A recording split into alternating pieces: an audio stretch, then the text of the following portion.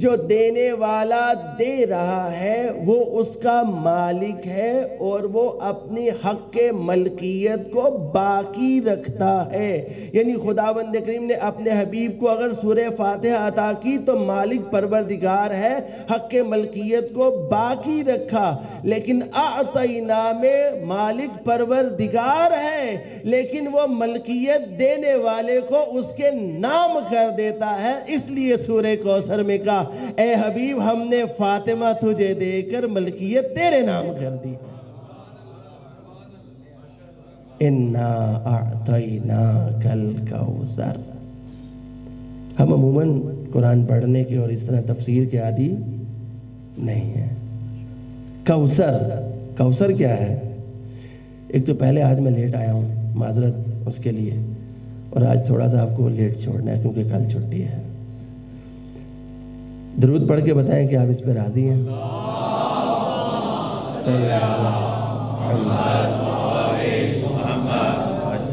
درود بتا رہی ہے کہ قبلہ آپ لیٹ ہوئے, آپ کی غلطی ہے, ہم تو ٹائم پہ آئے تھے, ہمارا کیا قصور ہے. ذرا درود پڑھ کے بتائیں کہ واقعی سننا چاہ رہے ہیں.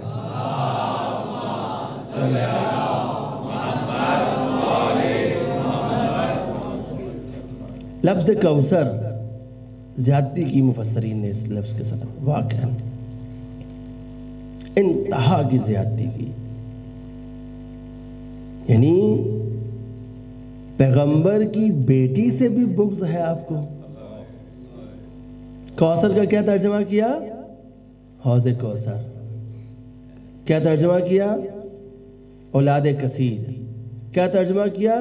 حکمت, علم, اصحاب کثیر, نہر کوثر. یہ سارے کے سارے معنی کوثر کے کیے گئے. ذرا آپ مجھے بتائیے, ایک عام آدمی جس کے 3 بچے پے در پہ خداوند کریم نے واپس لے لیے اور بدلے میں وہ سورہ کوثر دے کر, کیا خدا یہ کہے گا کہ اے میرے حبیب چونکہ تینوں تیرے بچے مارے گئے, لے اب میں تجھے نہر دے رہا ہوں؟ سمجھ میں آتی ہے؟ ایک عام بندے کی عقل سے آپ یہ گمان نہیں کر سکتے.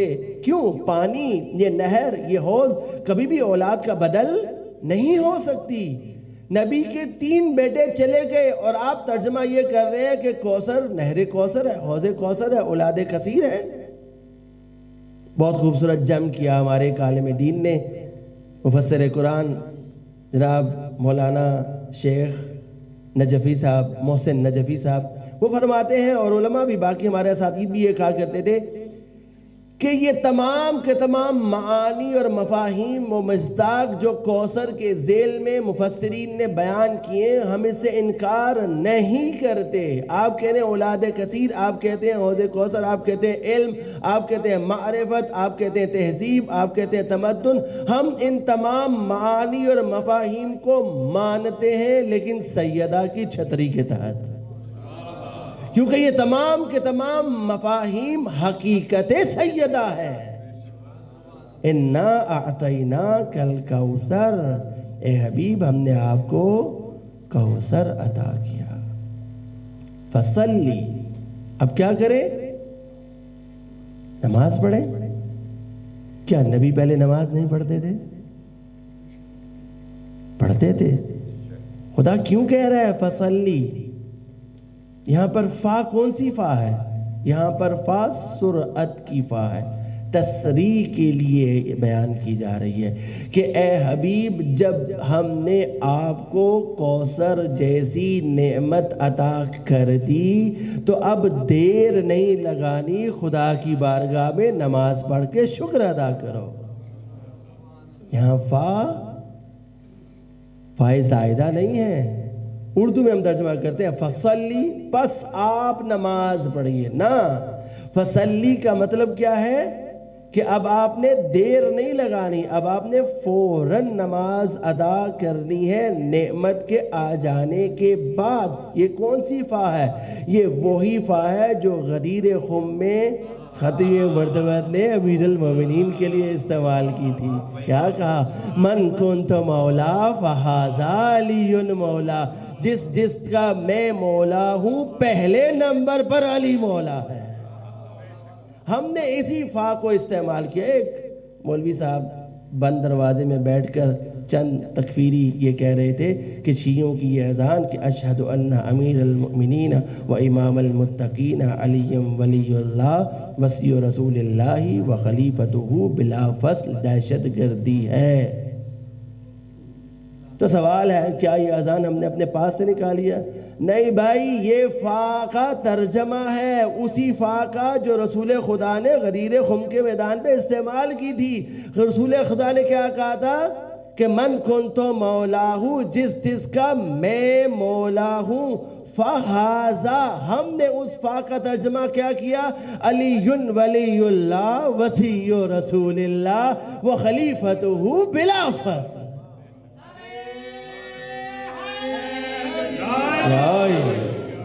اسی فا کو خداوند کریم نے یہاں فصلی پر استعمال کر کے آپ کو اور مجھے متنبع کیا ہے کہ اگر خداوند کریم تمہیں نعمات سے نوازے تو فوراً اس کی بارگاہ میں شکر ادا کرو.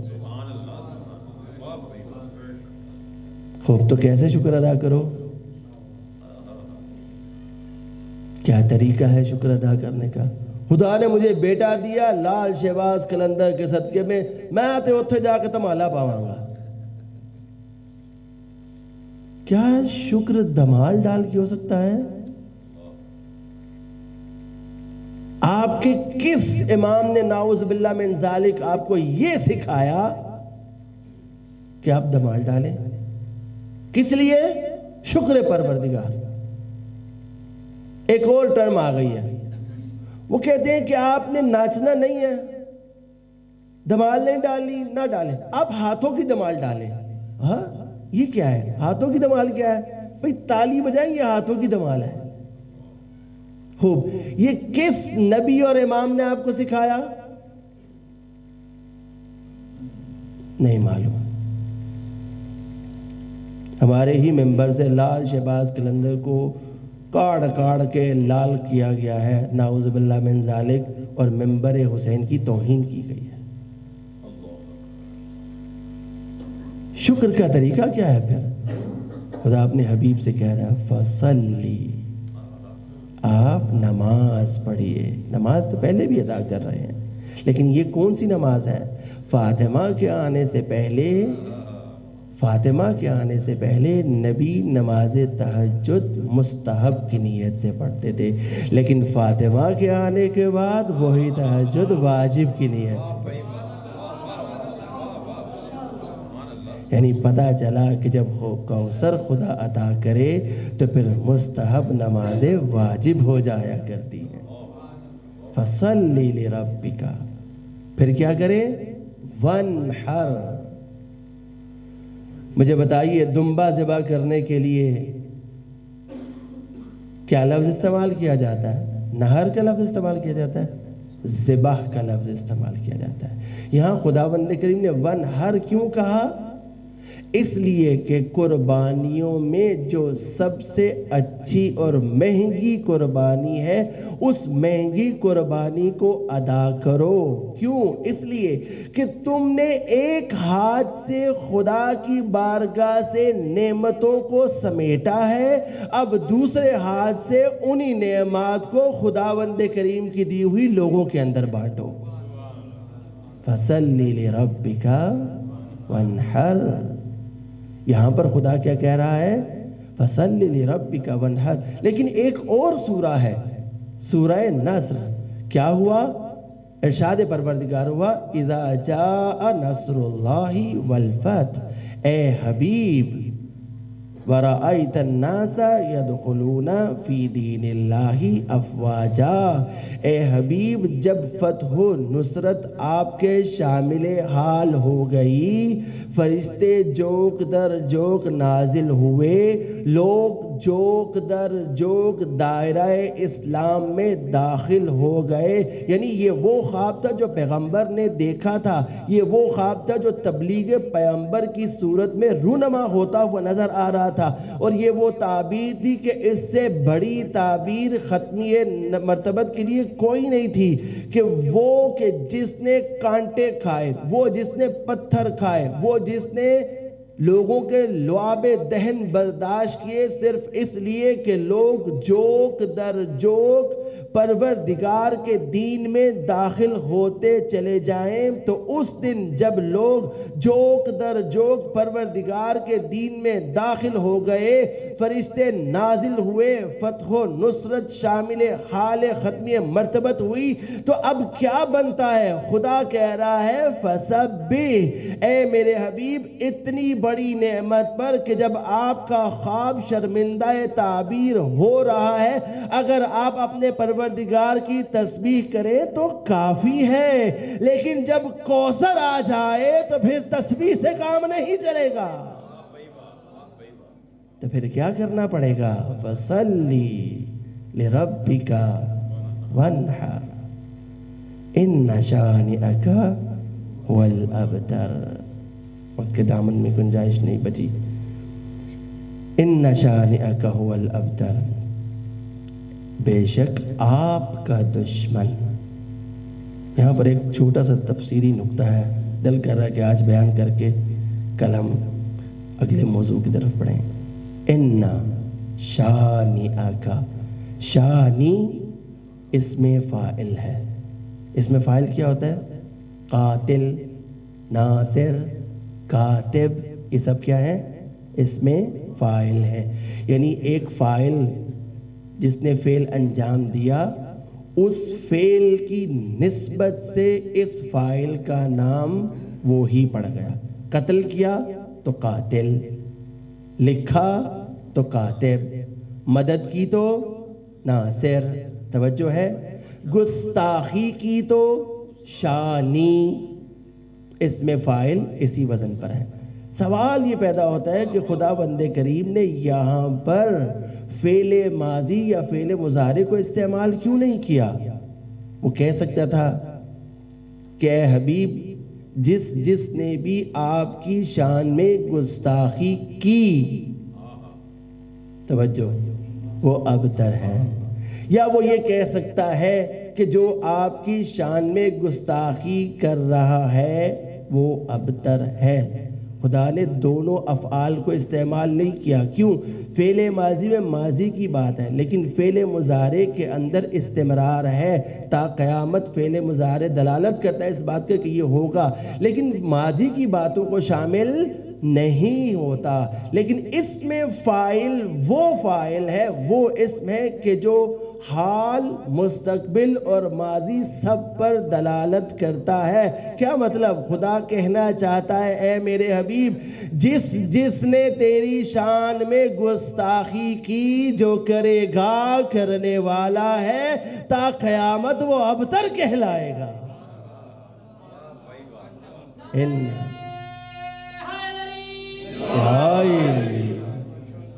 یہ کون ہے؟ جو نبی کی شان میں گستاخی کر رہا ہے۔ تو جو نبی کی شان میں گستاخی کرے وہ شان آقا ہے، تو جو نبی کی اولاد کی شان میں گستاخی کرے اس کا کیا مقام ہوگا؟ مجھے اوروں کا تو نہیں پتا، لیکن میں جس منزل پر بیٹھا ہوں وہ یہی ہے۔ ایران میں بیٹھا جب علی کا بیٹا سید علی خامنائی یہ کہتا نظر آتا ہے کہ اسرائیل صفحہ ہستی سے مٹنے والا ہے، تو مجھے سلسلہ کوثر کے تسلسل کا یہ بیٹا یہ کہتا ہوا نظر آتا ہے کہ دشمن ابتر ہے، مٹنے والا ہے۔ ان شانئک، یہ اسرائیل مٹنے والا ہے۔ کیوں؟ اس لیے کہ یہ کوثر کے بیٹے کے مد مقابل آیا ہے، تو جو بھی نبی کی اولاد کے مد مقابل آئے گا وہ مٹنے والا ہے۔ کیوں؟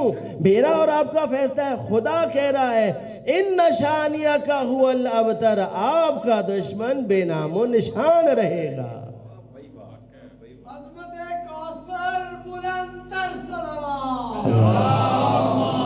صلی علی محمد وعجل فرجہم۔ الحمدللہ ہماری یہ تفسیری بحث اپنے اختتام کو پہنچی۔ ایک آدھے نکات اور ہیں انشاءاللہ کل آپ کی سماعتوں کی نظر کریں گے، اور اگر آپ کو پہلی مجلس یاد ہو تو اس میں ہم نے کچھ سوال آپ لوگوں کی خدمت میں پیش کیے تھے۔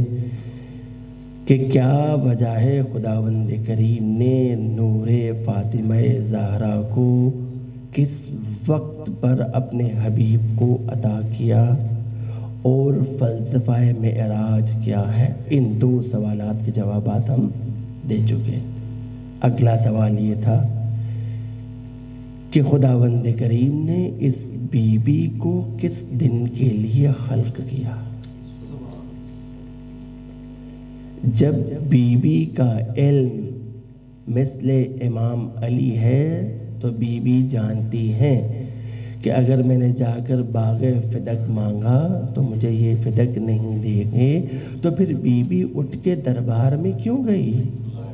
وہ بی بی کہ جس کا اصل مقصد، ہدف اور خواہش یہ تھی کہ نہ کوئی نامحرم مجھے دیکھے اور نہ کوئی نامحرم پر میری نظر پڑے، تو پھر بی بی نامحرموں کے دربار میں کیوں چلی گئی؟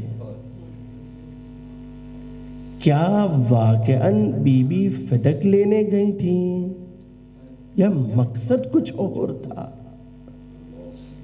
وہ جو اپنے بابا کے پاس کنیز مانگنے کے لیے جائے اور بابا نے کنیز عطا نہیں کی، لیکن رحلت سے کچھ سال قبل اسی بابا نے اپنی بیٹی کو فدق دے دیا، کیوں؟ کیا مقصد کار فرما تھا؟ انشاءاللہ آئندہ آنے والے 2 دنوں میں کوشش کریں گے کہ ان سوالات کے جوابات آپ کی خدمت میں پیش کریں۔ سکونی، کل روایت آپ کی سماعتوں کی نظر کی تھی، جو کہ امام صادق کا شاگرد ہے، مولا کی بارگاہ میں آیا، مولا کھجور تناول فرما رہے ہیں اور دشت کو سکونی کے آگے کیا، سکونی کھاؤ۔ سکونی پریشان ہے۔ کیوں پریشان ہے؟ پوچھا کیوں کھجورے نہیں کھاتے؟ کہا مولا دل نہیں کر رہا، طبیعت نہیں مان رہی۔ پھر کہا، پھر اس نے نہیں لی۔ اب مولا کا صحابی ہے، جانتے ہیں نا، اب تیسری دفعہ یہ نہیں کہا کہ کھا لو، کہا تجھے میرے حق کی قسم بتا کیوں نہیں کھاتا؟ اب جب جملہ سنا نا، کہا مولا جب میں آپ کی خدمت میں آ رہا تھا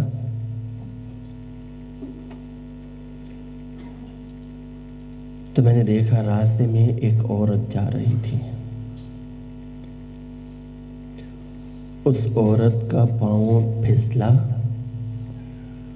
اس نے سنبھلنے کے لیے، جیسے ہمارے ہاں گرتے بچہ تو ہم کیا آواز دیتے ہیں؟ یا علی۔ تو اس نے کیا کیا؟ سنبھلنے کے لیے آپ کی جدہ فاطمہ زہرا کے دشمنوں پر لعنت بھیجی، کہ جیسے ہی اس نے لعنت بھیجی، حکومتی کرندے پاس موجود تھے، انہوں نے اسے گرفتار کیا اور بری طرح گھسیٹتے ہوئے لے گئے۔ وہ امام جو بیٹھ کر اپنے صحابی کے ساتھ کھجورے کھا رہے تھے، کھجوروں کو چھوڑا اور سکونی سے کہا سکونی اٹھ میرے ساتھ چل۔ سکونی نے مولا کی اتباع کی، کہاں گئے؟ فرزند رسول سیدھا جائے نماز پر گئے، اپنے دونوں ہاتھوں کو اٹھایا اور کہا بار الہ تجھے واسطہ ہے میری جدہ کا، تجھے ماں زہرا کے حق کا واسطہ ہے، اس خاتون کی حفاظت فرما۔ یعنی اگر کوئی شخص سیدہ کے قاتلین پر لعنت بھیجتا ہے تو زمانے کا امام اٹھ کر اپنے دستے دعا کو اس کے حق میں بلند کرتا ہے۔ کبھی نہ سوچیے گا آج ہم اتحاد کے نام پر اگر اس طرف چلے جائیں تو یہ زیادتی ہے، ہمیں سیدہ کے حق کی معرفت نہیں ہوئی، اس کا مطلب ہے۔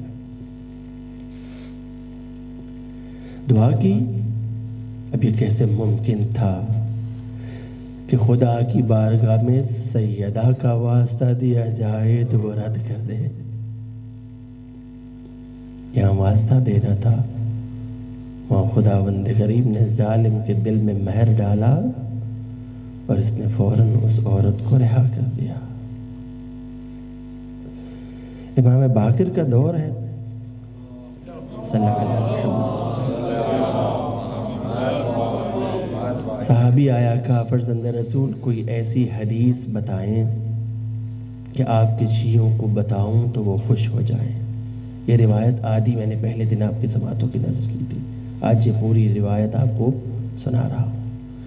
کہا فرزند رسول کوئی ایسی روایت بتائیے کہ میں آپ کے شیعوں کو سناؤں تو وہ خوش ہو جائیں۔ کہا سن، ہمارے شیعوں کو بتانا کہ روز محشر جب ہر طرف نفس نفسی کا عالم ہوگا، ہماری جدہ فاطمہ زہرا ناکے پر بیٹھ کر روز محشر کے صفحے پر نمودار ہوں گی۔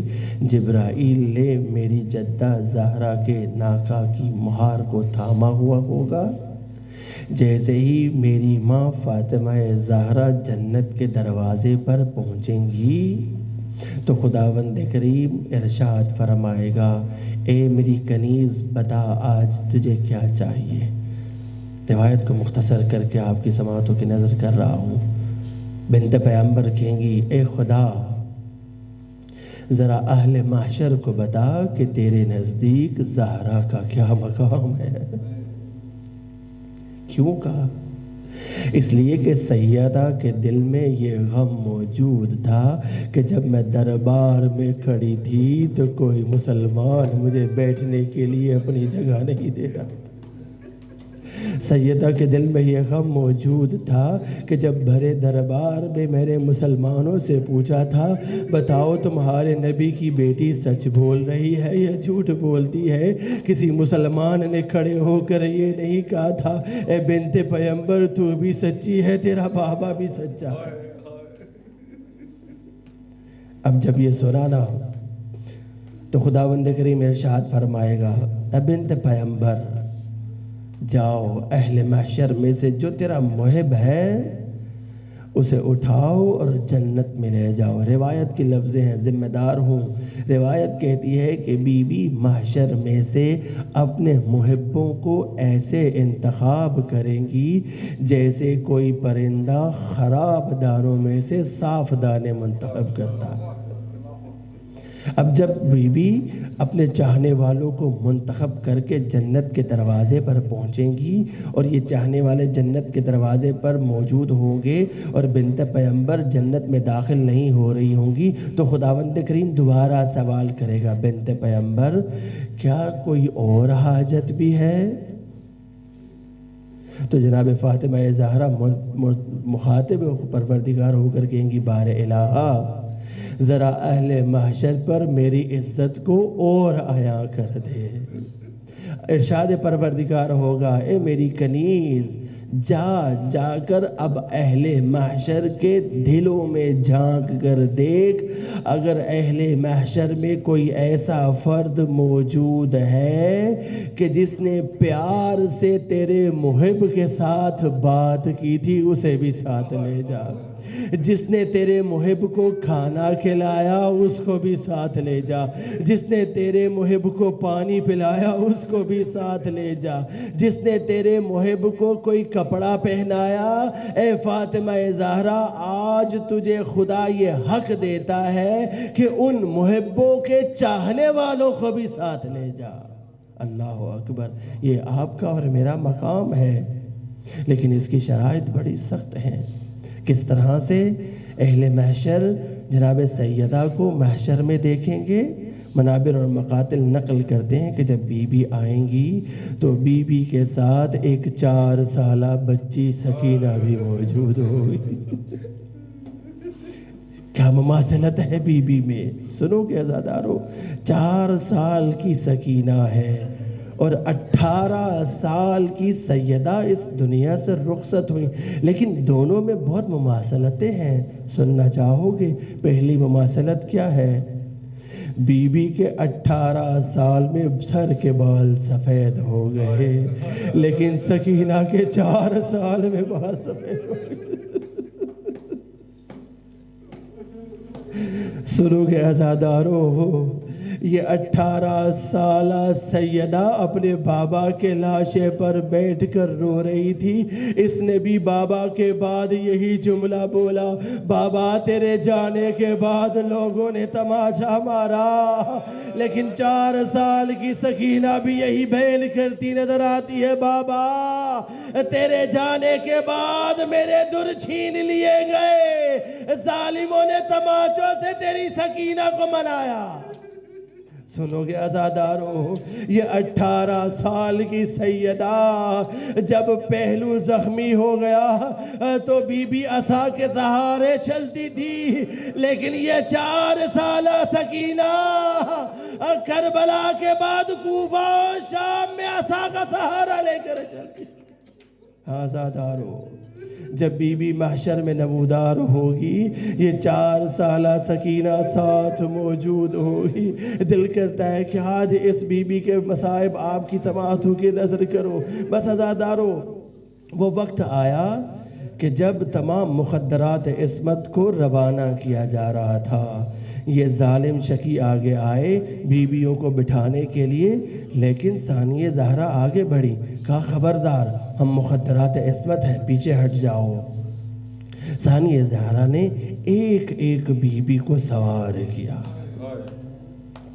سنو گے عزادارو، لیکن جب سکینہ کی باری آئی تو کیا ہوا؟ جب سکینہ کو بٹھایا اور خوب اب اس ناکے پر بیٹھنا چاہتی ہے، شمر قریب آیا، کہا بنت نبی، بنت علی کیا کر رہی ہو؟ کہا یہ چھوٹی 4 سال کی سکینہ ہے، یہ کبھی محمل میں اکیلی نہیں بیٹھی، کیسے ممکن ہے پشت ناکہ پہ اکیلی بیٹھ جائے؟ سنو کہ عزادارو، اس نے کہا بنت علی پیچھے ہٹ جا، میں ایسا بندوبست کروں گا کہ تو پریشان نہیں ہوگی۔ عزادارو، اس ملعون نے سکینہ کو پشت ناکہ پر لٹایا، ایک رسی کو پکڑا، سکینہ کا ایک پاؤں باندھا اور پھر دوسرے رسی سے دوسرے پاؤں کو باندھا۔ مجھے نہیں پتا ننھی سکینہ کس طرح سے بیٹھی رہی، لیکن جب پشت ناکہ سے سکینہ کو اتارا گیا، آئے عزادارو، یہی سکینہ کا جسم لہو لعان ہو چکا۔